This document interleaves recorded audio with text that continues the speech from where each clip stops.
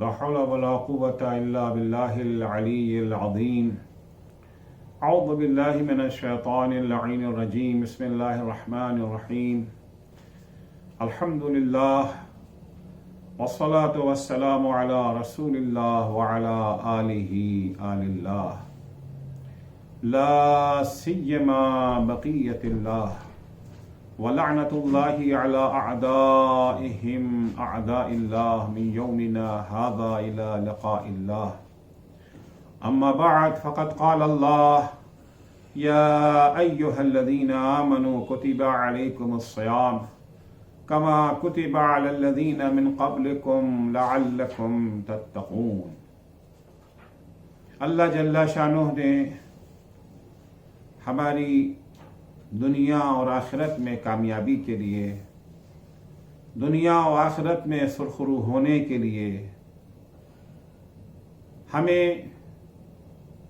ایک ایسے فارمولے سے آشنا کیا، ایک ایسا نسخہ کیمیا ہمارے حوالے کیا کہ اگر اس نسخے کو ہم نے جان و دل سے اپنا لیا تو ہماری کامیابی یقینی ہے۔ اس نسخے کا نام تقویٰ ہے۔ پورے دین کی جان، پورے دین کی روح، پورے دین کا نچوڑ یہی تقویٰ ہے۔ ساری عبادتیں، شریعت کے سارے قوانین، سب کا مرکز و محور تقویٰ ہے۔ جن چیزوں کو اللہ نے واجب قرار دیا، جن چیزوں کو اللہ نے حرام قرار دیا، واجب کو واجب قرار دینے کا مقصد، حرام کو حرام قرار دینے کی غرض صرف اور صرف یہی ہے کہ ہم اسی ذریعے سے زیور تقویٰ سے آراستہ ہو سکتے ہیں۔ تقوی اور متقین کی پہچان بیان کرتے ہوئے امیر المومنین علی ابن ابی طالب علیہ السلام ارشاد فرماتے ہیں: ارادتہم الدنیا فلم یریدوہا۔ دنیا نے انہیں بہت چاہا لیکن انہوں نے دنیا کو ٹھکرا دیا۔ وَأَسَرَتْهُمْ فَفَدَوْا أَنفُسَهُمْ مِنْهَا۔ دنیا نے انہیں اپنا قیدی بنانا چاہا، دنیا نے انہیں اپنا اسیر بنانا چاہا، لیکن انہوں نے فدیہ دے کر کے، قربانیاں دے کر کے اپنے کو دنیا کی اسیری سے رہائی دلا دی۔ پرانے زمانے میں ہوتا یہ تھا کہ جب اسیر پکڑے جاتے تھے تو ان کے سامنے ایک آپشن یہ ہوتا تھا کہ وہ کچھ فدیہ دے کے، کچھ مال دے کر کے اپنے کو آزاد کرا سکتے تھے۔ مولا اسی کی طرف کنایا فرما رہے ہیں کہ دنیا نے انہیں اسیر بنانا چاہا لیکن انہوں نے دنیا کی اسیری میں رہنا گوارا نہ کیا، اگرچہ انہیں اس کے لیے قربانی دینی پڑی، فدیہ دینا پڑا۔ عیش و آرام کا فدیہ، مال و دولت کا فدیہ، لذتوں کا فدیہ۔ انہوں نے دنیا کی اسیری سے بچنے کے لیے اپنا عیش و آرام تج دیا، رنگین غذاؤں سے منہ موڑ لیا، عالیشان محلوں میں رہنے کے شوق کا گلا گھونٹ دیا۔ یہ وہ فدیہ تھا، یہ وہ قربانی تھی جو انہوں نے دنیا کے اسیری سے رہائی کے لیے پیش کیا۔ دنیا ہمیشہ متقیوں کا شکار کرنے کے چکر میں رہتی ہے، اور یہ کہنا غلط نہ ہوگا کہ دنیا اور اس کی رنگینیوں،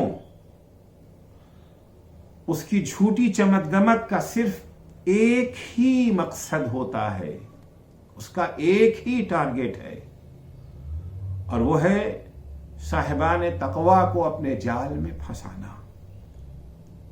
کیونکہ کمزور ارادے کے مالک غیر متقی افراد تو خود ہی اس کے پیچھے پیچھے چلے آتے ہیں، انہیں گرفتار کرنے کی کوشش کرنے کی اسے ضرورت ہی نہیں ہے۔ دنیا ان لوگوں کا پیچھا کرتی ہے جو اس کے مقابلے میں مزاحمت سے کام لیتے ہیں، اور اس کے مکر و فریب کے جال میں پھنسنے کے لیے تیار نہیں ہوتے ہیں۔ دنیا سے غیر معمولی لگاؤ اور اس سے شدید محبت شیطان کی سب سے بڑی اور سب سے مضبوط زنجیر ہے، جس میں وہ صاحبان تقوی کو جکڑنا چاہتا ہے۔ مشہور و معروف عظیم الشان مرجع تقلید شیخ انصاری رحمت اللہ علیہ، ان کے ایک شاگرد نے خواب میں دیکھا کہ شیطان کے کندھے پر مختلف سائز کی بہت ساری زنجیریں پڑی ہوئی ہیں۔ شاگرد نے شیطان سے پوچھا، یہ زنجیریں کیسی ہیں؟ کہا، یہ میرے اوزار ہیں جن کے ذریعے میں لوگوں کا شکار کرتا ہوں۔ یہ والی زنجیر فلاں عالم کے لیے ہے، یہ والی زنجیر فلاں عالم کے لیے ہے، اور یہ جو سب سے بڑی زنجیر ہے یہ شیخ انصاری کے لیے ہے، انہیں شکار کرنے کے لیے۔ کسی معمولی زنجیر کی سے کام نہیں چلنے والا۔ کل رات میں نے انہیں 2 مرتبہ اس زنجیر میں جکڑنے کی کوشش کی، لیکن وہ اسے توڑ کر بھاگ کھڑے ہوئے۔ صبح ہوئی، بلکہ اسی خواب میں ابھی شاگرد شیطان سے پوچھتا ہے، ان زنجیروں میں میری زنجیر کون سی ہے؟ شیطان نے کہا، تمہارے لیے زنجیر کی کیا ضرورت ہے؟ تم اس کے بغیر خود ہی میرے پیچھے پیچھے کھچے چلے آؤ گے۔ صبح جب ہوئی، آنکھ کھلی، شاگرد شیخ انصاری کی خدمت میں حاضر ہوا، اور حاضر ہونے کے بعد شیخ انصاری سے اس نے جو اپنا یہ خواب بیان کیا، تو شیخ انصاری نے کہا کہ شیطان نے سچ کہا۔ کل رات مجھے اپنی ذاتی ضرورتوں کے لیے کچھ پیسوں کی ضرورت تھی۔ خب میرے پاس تھوڑی سی شرعی رقوم، خمس وغیرہ سے یہ جو ہے متعلق رقم میرے پاس موجود تھی، جن کی استعمال کو میں اپنی ذاتی ضرورتوں کے لیے صحیح بھی سمجھتا تھا۔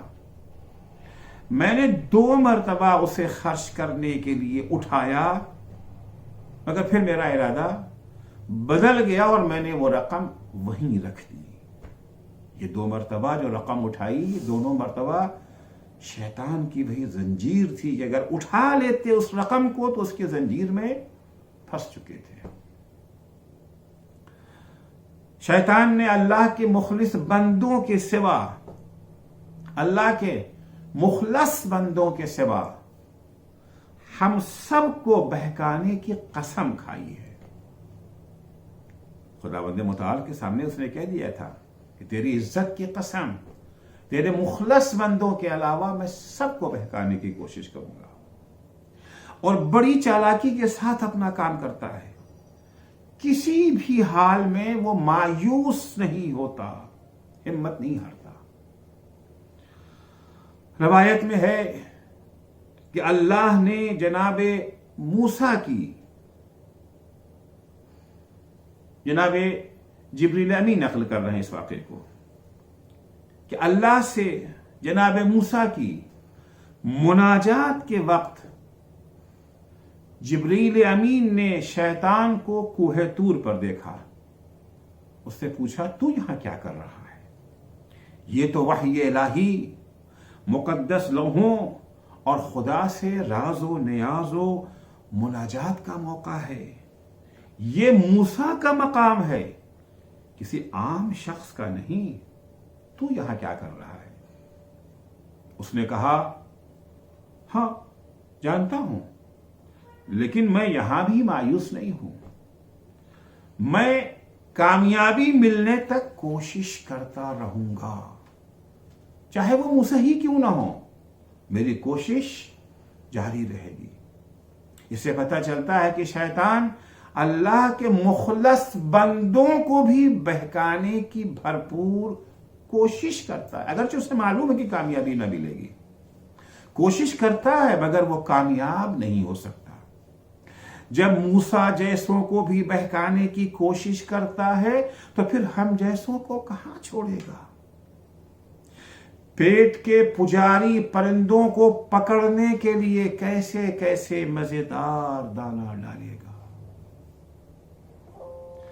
اللہ کے بندوں کا شکار کرنے کے لیے یہ دنیا اور اس کی رنگینیاں شیطان کا جال ہے۔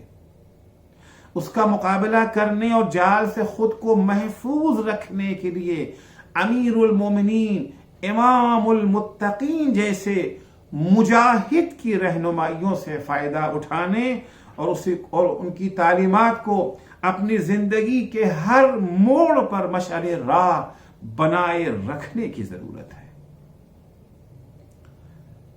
وہ علی جو ایک سیکنڈ کے لیے بھی شیطان اور اس کی سازشوں سے غافل نہیں ہوئے۔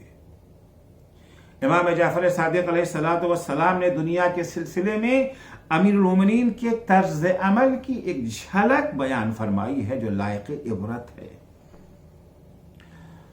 اہواز کے حاکم نجاشی نے امام جعفر صادق علیہ السلام سے نصیحت کا تقاضا کیا تھا، امام کو خط لکھا تھا کہ مولا مجھے نصیحت فرمائیں۔ نصیحت بہت ضروری ہے۔ انسان کسی مقام اور رتبے تک پہنچ جائے نصیحتوں کا محتاج ہے۔ مراجع کرام حتیٰ بزرگوں سے نصیحت کا تقاضا کرتے ہیں۔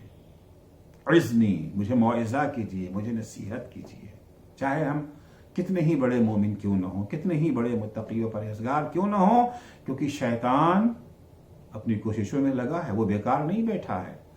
اگر ہم نے صحیح طریقے سے نہ کیا تو کبھی بھی شیطان کامیاب ہو سکتا ہے۔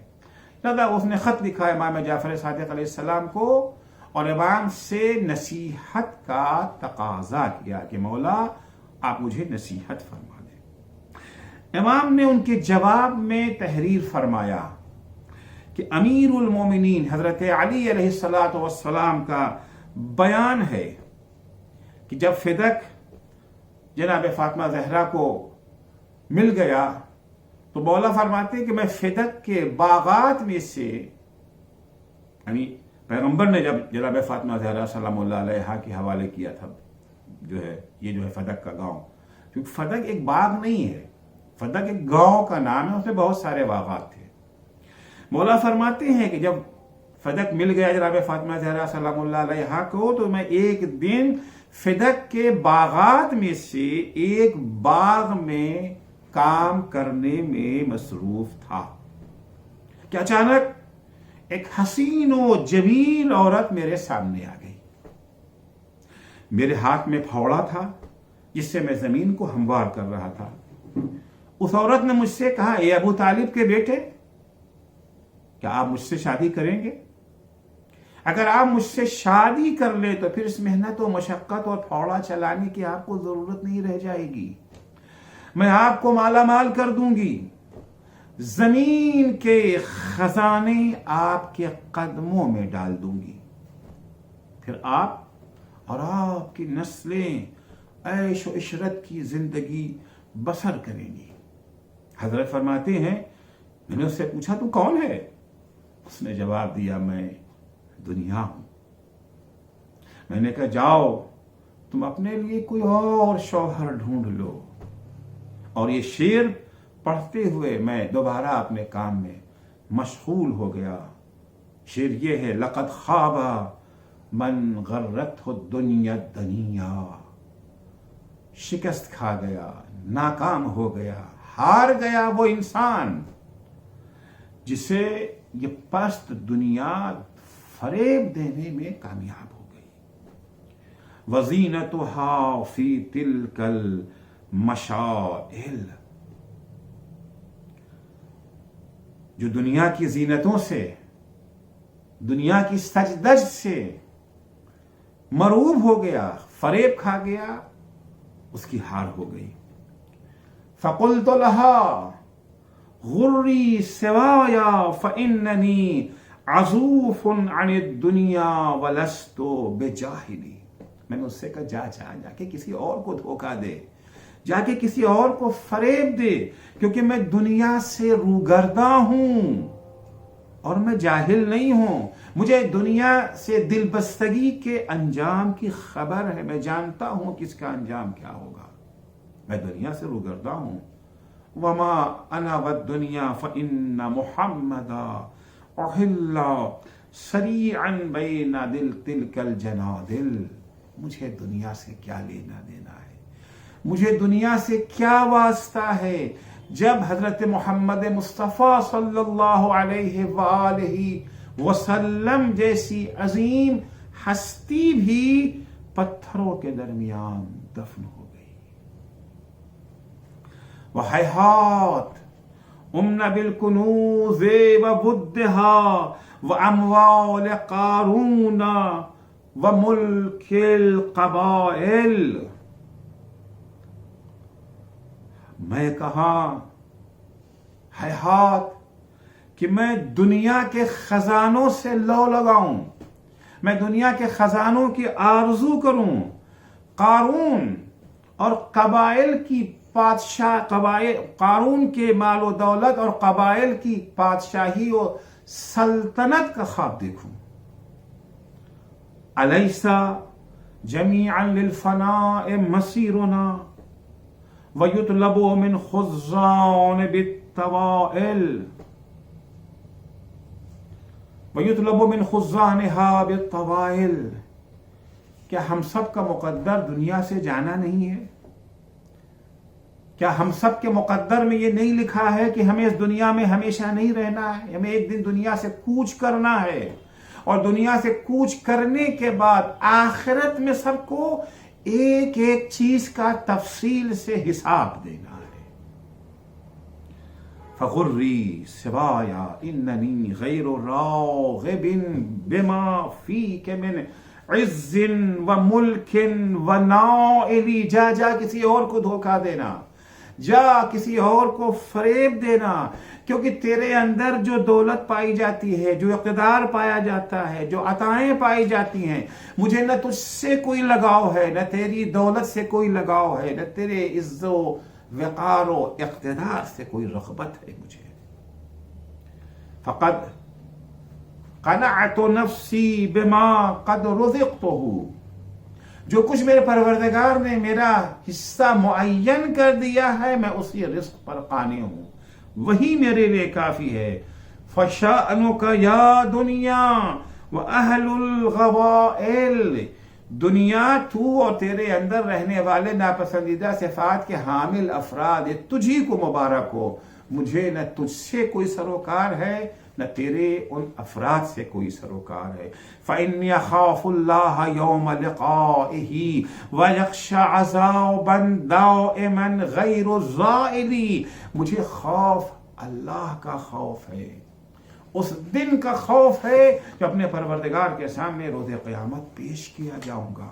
مجھے اس دن کا خوف ہے, مجھے اس ابدی ہمیشہ باقی رہنے والے عذاب کا خوف ہے. لہذا مجھے تجھ سے کوئی سروکار نہیں ہے, جا کے کوئی اور شوہر اپنے لیے تلاش کر لے. اس کے بعد امام جعفر صادق تحریر فرماتے ہیں کہ مولا علی اس حال میں دنیا سے رخصت ہوئے کہ ان کی گردن پر کسی کا کوئی حق نہیں تھا, اور خدا سے اس حال میں ملاقات کی کہ خدا خود آپ کا مداح تھا اور کسی قسم کی مذمت و سرزنش کے آپ مستحق نہ تھے. اسی لیے تو مولا نے کہا تھا فزت ورب الکعبہ, رب کعبہ کی قسم علی دنیا سے کامیاب جا رہا ہے, کیونکہ علی کے کردار میں, علی کے صحیفہ کردار میں ایک سیاہ نقطہ نہیں پایا جاتا.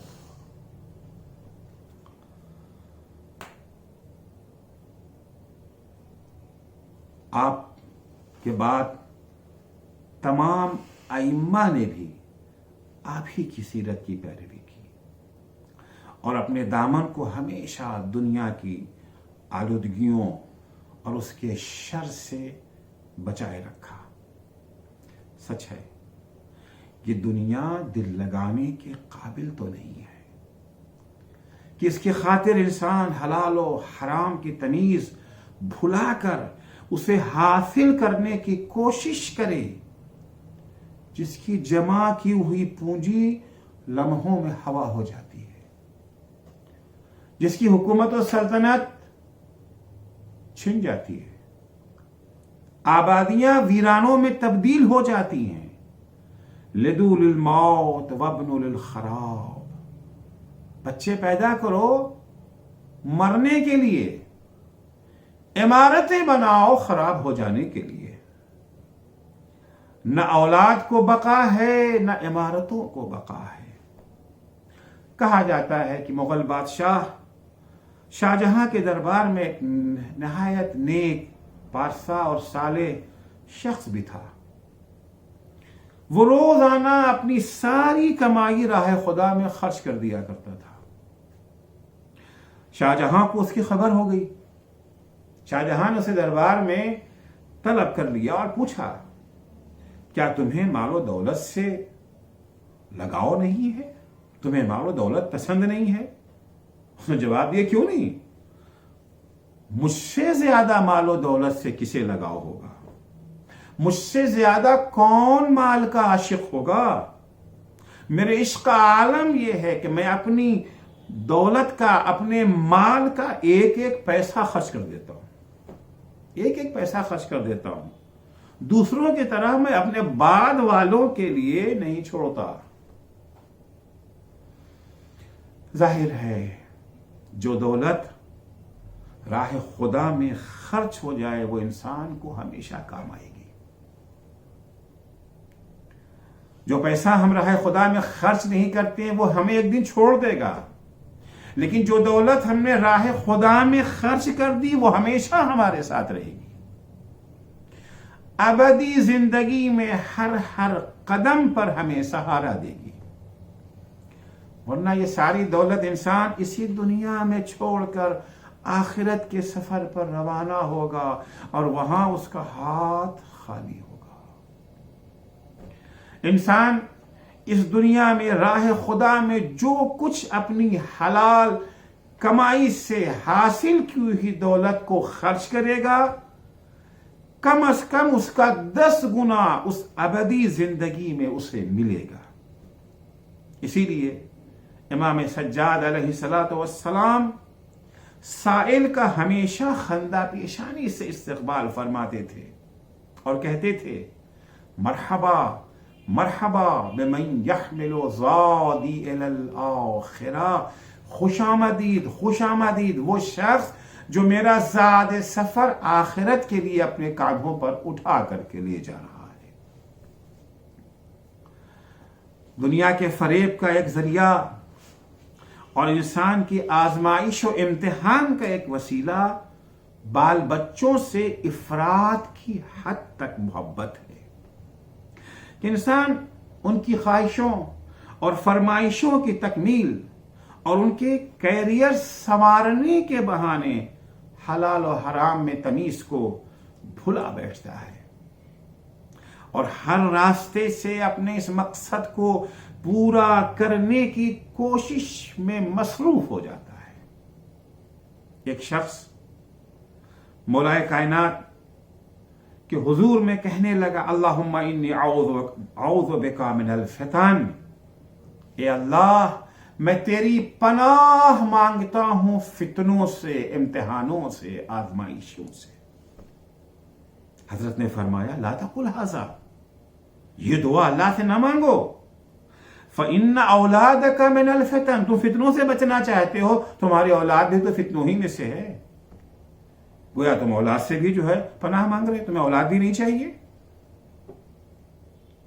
پھر مولا کائنات نے اپنی اس بیان کی تائید میں سورہ تغابن کی آیت نمبر 15 کی تلاوت فرمائی، انما اموالکم و اولادکم فتنہ، یقیناً تمہارا مال اور تمہاری اولاد تمہارے لیے فتنہ یعنی وسیلہ آزمائش و امتحان ہے۔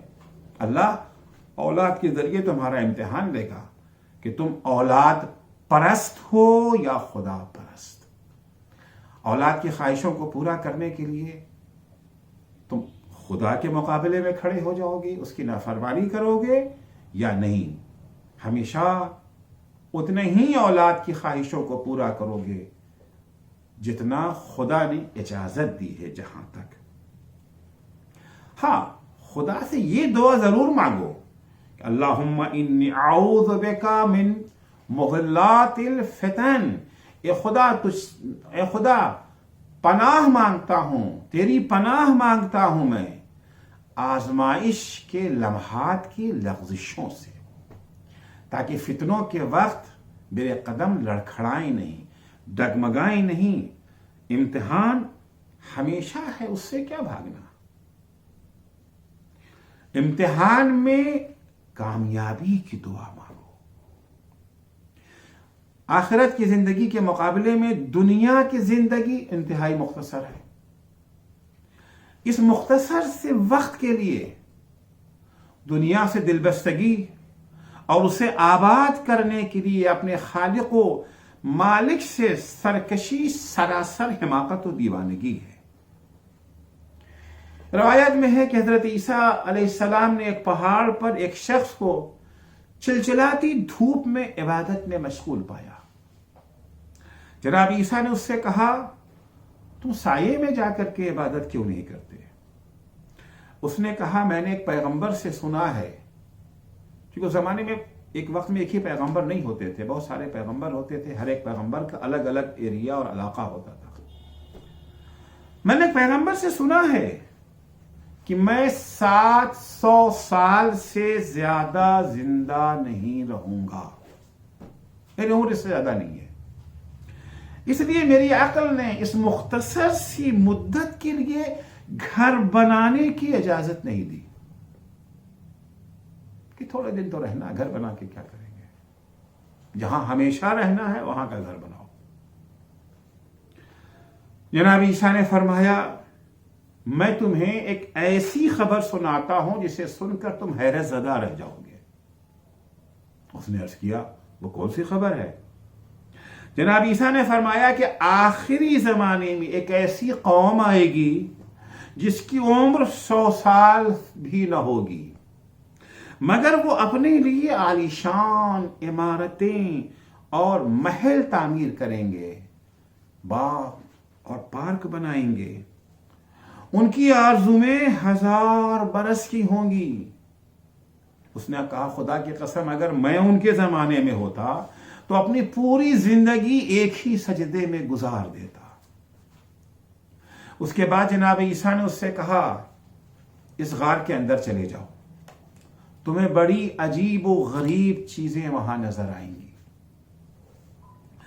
جب وہ غار میں داخل ہوا تو اس نے دیکھا کہ پتھر کے تختے پر ایک لاش پڑی ہوئی ہے، اور اس کے سرہانے پتھر کی ایک تختی لٹک رہی ہے جس پر لکھا ہوا ہے، انا فلان الملک، میں فلاں بادشاہ ہوں، انا الذی عمرت 1000 سنہ، میں نے 1000 برس زندگی کی ہے، وبنیت 1000 مدینہ، میں نے 1000 شہر بنائے ہیں، وتزوجت ب1000 بکرین، اور میں نے 1000 باکرہ لڑکیوں کے ساتھ شادی کی ہے،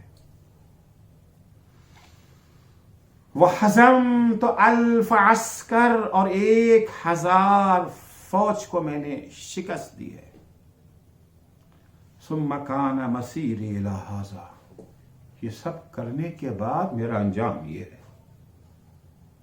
ہڈیوں کا ڈھانچہ بنا پڑا ہوں۔ فاعتبروا یا اولی الالباب، اے صاحبان عقل و خرد، میرے انجام سے عبرت حاصل کرو۔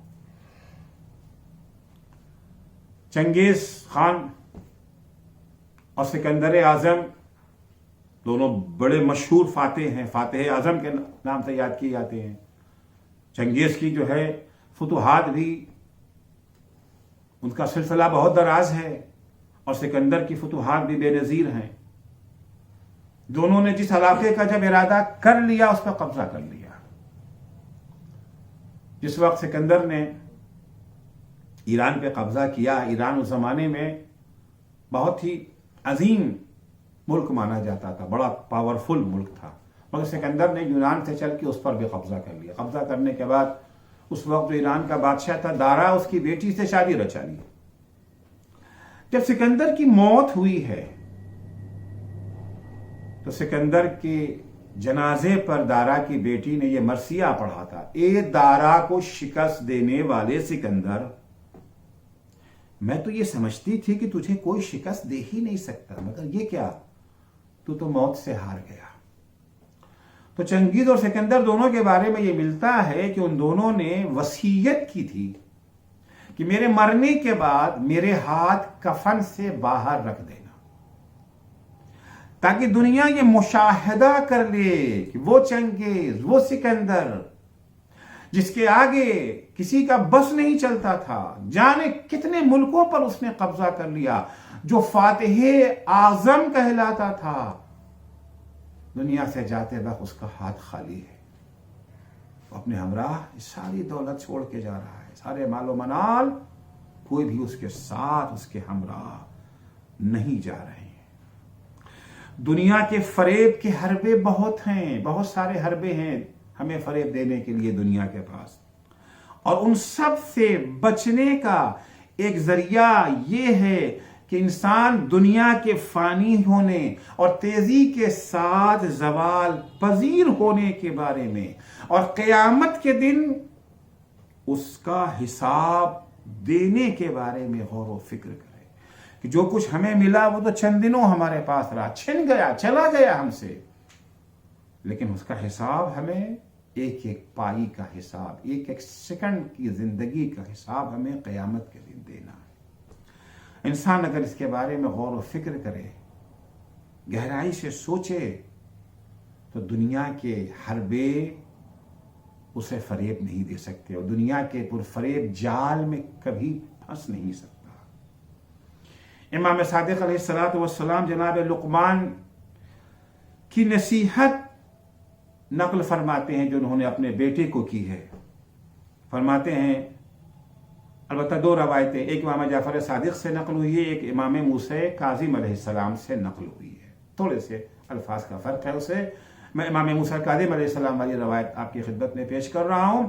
امام موسیٰ کاظم علیہ السلام ہشام ابن حکم جو آپ کے اصحاب میں ہیں ان کو خطاب کر کے فرماتے, یا ہشام ان لقمان قال لابنه تواضع للحق تکن اعقل الناس. اے میرے لال, ہمیشہ حق کے سامنے تواضع اور انکساری سے پیش آؤ, کبھی حق کے سامنے سرکشی مت کرنا.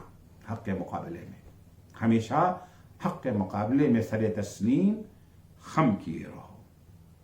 اگر تم نے ایسا کیا, اعقل الناس, تو تم دنیا کے سب سے زیادہ عقل مند انسان قرار پاؤ گے. یا بنیا ان الدنیا بحر عمیق, اے میرے لال یہ دنیا بڑا گہرا سمندر ہے. قد غرق فیہا عالم کثیر, اس میں بڑے بڑے اس میں غرق ہو گئے ہیں. فلتکن سفینتک فیہا تقوی اللہ, اگر تم اس سمندر سے بخیر و عافیت عبور کر جانا چاہتے ہو, بچ جانا چاہتے ہو غرق ہونے سے, تو اپنے لیے کشتی تیار کرو. کاہے کی کشتی ہوگی, وہ لکڑی اور میٹل وغیرہ سے بنی کشتی نہیں ہوگی. فلتکن سفینتک فیہا تقوی اللہ, اس بحر دنیا میں, دنیا کے گہرے سمندر سے اگر نجات پانا چاہتے ہو تو اللہ سے تقوی کی کشتی بناؤ. وحشوها الایمان, اور اس کشتی میں جب سفر کرو گے زاد راہ تو چاہیے زاد راہ ایمان کو قرار دو.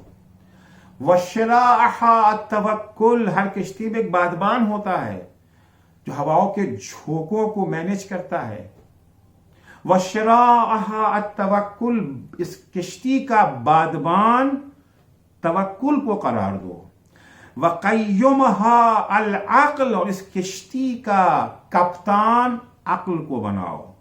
ودلیلها العلم, اور اس کے لیے رہنما علم کو قرار دو. وسکانها الصبر, اس کشتی کے مسافر صبر ہو، صبر اس کشتی کا مسافر ہوگا، تب تمہیں نجات مل سکتی ہے، ورنہ اس دنیا کے گہرے سمندر میں غرق ہو جاؤ گے۔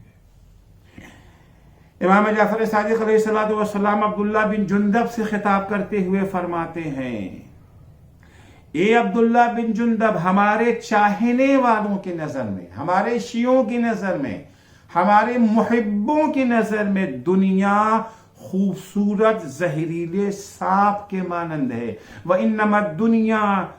وَإِنَّمَا كَانَتِ الدُّنْيَا عِنْدَهُمْ بِمَنْزِلَةِ الشَّجَاعِ الْأَرْقَمِ۔ اور کبھی بھی انسان سانپ کی خوبصورتی کو دیکھ کر کے اسے گلے نہیں لگاتا ہے، کیونکہ اگر گلے لگائے گا سانپ اسے ڈس لے گا۔ دنیا ایسی ہی ہے، بڑی خوشنما ہے، یہ سانپ کے مانند زہریلی اور خطرناک ہے۔ عزیز و حقیقت یہ ہے کہ دنیا سانپ سے بھی زیادہ خطرناک ہے، سانپ سے بھی بدتر ہے۔ سانپ جن لوگوں سے خطرہ محسوس کرتا ہے صرف انہی کو ڈستا ہے، لیکن دنیا اپنے چاہنے والوں کو بھی نہیں بخشتی ہے، انہیں بھی ڈس دیتی ہے۔ انوار نعمانیہ کے مصنف مشہور محدث سید نعمت اللہ جزائری تحریر فرماتے ہیں کہ میں نے اپنے باوثوق اور معتبر دوست سے سنا ہے کہ ان کے گھر میں ایک سانپ تھا جس کے چند بچے بھی تھے۔ ایک دن انہوں نے اپنے بچوں سے سانپ کی محبت کا اندازہ لگانے کے لیے ایک سانپ کی غیر موجودگی میں ایک دیگچی سے اس کے بچوں کو ڈھانپ دیا۔ سانپ جب گھر پلٹا اسے اپنے بچے نظر نہیں آئے تو سانپ دودھ کے برتن کی طرف گیا اور اس میں جو دودھ رکھا ہوا تھا اس میں اپنا زہر اڑیل دیا۔ تھوڑی دیر کے بعد وہ کہتے ہیں کہ میں نے دیگچی ہٹا دی، سانپ نے اپنے بچوں کو صحیح و سالم پایا تو وہ دوبارہ دودھ کی پتیلی کی طرف گیا اور پتیلی میں موجود دودھ سے اس نے اپنے کو تر کیا۔ اس کے بعد مٹی میں خوب لوٹ کر دوبارہ پتیلی میں داخل ہوا اور دودھ کو اچھی طرح سے ملیا میٹ کر دیا، مٹمیلا کر دیا تاکہ کوئی اس دودھ کو نہ پیے۔ جب اس نے یہ محسوس کیا کہ ہم نے اس کے بچوں کے ساتھ کوئی زیادتی کی ہے، غائب کر دیا ہے، مار دیا ہے، تو پھر اس نے ہمیں زہر دینے کی کوشش کی، ہماری زندگی لینے کی کوشش کی۔ لیکن جب اسے یہ پتا چل گیا کہ نہیں، ہم نے اس کے بچوں کے ساتھ کوئی برا سلوک نہیں کیا ہے، تو اس نے یہ نہیں چاہا کہ اس کا زہر ہمارے بدن میں سرایت کر جائے۔ تو سانپ صرف دشمنوں کو ڈستا ہے، لیکن یہ دنیا اپنے دوستوں کو بھی نہیں بخشتی ہے۔ اس سے ہوشیار رہنے کی ضرورت۔ البتہ اس کا مطلب یہ نہیں کہ ہم دنیا کو چھوڑ دیں، دنیا کو ترک کر دیں، نہیں، یہ نہیں کہا گیا ہے۔ ہوشیار رہیں، اس کے عشق میں مبتلا نہ ہوں۔ دنیا کمائیں، حاصل کرے، لیکن حکم خدا کو مقدم رکھتے ہوئے، حلال و حرام کا خیال رکھتے ہوئے اتنا ہی اس دنیا کے قریب جائیں جتنی اللہ نے اجازت دی ہے۔ میں نے عرض کیا تھا کہ حلال طریقے سے کمانے کی کوئی لمٹ اللہ نے مقرر نہیں کی ہے، لیکن ہاں اس کے بیجا استعمال اور اسراف پر بندش ضرور لگائی ہے۔ کمائیں مگر صرف اپنے اوپر خرچ کرنے کے لیے نہیں، بلکہ اللہ کے دوسرے بندوں کی خدمت کے لیے، ان کی مشکلات کو حل کرنے کے لیے، ان کا پیٹ بھرنے کے لیے، ان کے علاج، تعلیم وغیرہ پر خرچ کرنے کے لیے کمائیں، لیکن خدا کو مد نظر رکھ کر کے کبھی بھی کسی بھی وقت کسی بھی قیمت پر گناہ کو شامل نہ ہونے دے حصول دنیا کے لیے، کیونکہ دنیا اتنی قیمتی نہیں ہے۔ خداوند متعال سے دعا ہے کہ اللہ ہم سب کو توفیق عنایت فرمائے کہ دنیا چاہے ہمارے پیچھے پیچھے آئے، ہم کبھی دنیا کو منہ نہ لگائیں، ہم بھی ہمیشہ دنیا کو ٹھکراتے رہیں نظر انداز کرتے رہیں۔ السلام علیکم ورحمۃ اللہ۔